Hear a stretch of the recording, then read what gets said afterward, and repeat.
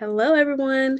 My name is Angelica, and the biggest misconception about the city of Beirut that I want to correct is that it is a constant war zone. Before this course and doing my own research, I really didn't know much about Beirut either. Most of what I had ever heard came from stories on the news.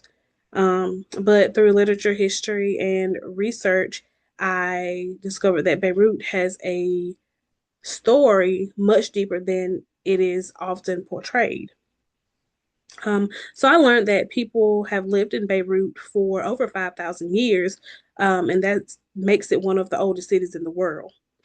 Uh, Throughout its history, it has been influenced by Roman, Ottoman, and French cultures, which can really still be seen in its architecture. I also learned that Beirut is often called the Paris of the Middle East. And it's called this because of its highly educated population, vibrant culture, luxury shopping, restaurants, and nightlife. The city itself is very beautiful. It sits along the Mediterranean Sea with the Mount Lebanon Range um, in the background. Another thing that really stood out to me is Beirut's culture and religious diversity. Um, Lebanon officially recognizes, I believe it's 18 different religious groups. And in Beirut, you can find um, the beautiful mosques and historic churches. And the quote that I still think about most comes from A Journey in the Opposite Direction. That quote is, often we must find the courage to accept our reality. And I think this quote really reflects the resilience of the people of Beirut. To me, it's not about giving up, it's about acknowledging difficult circumstances, while continuing to move forward. Um, Throughout the readings, I saw people who continued to value their families, preserve their traditions, and find hope despite the challenges that they faced.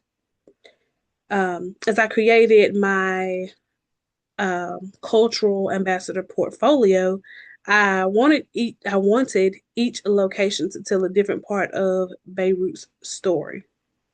Mount Lebanon and the Mediterranean Sea show how the city's um, geography has shaped its identity for centuries.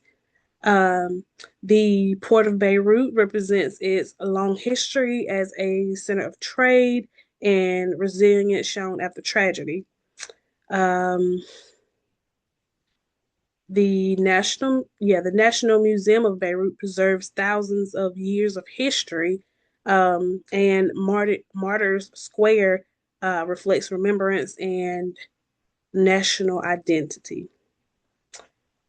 And then we have the Surstock Museum, which shows art.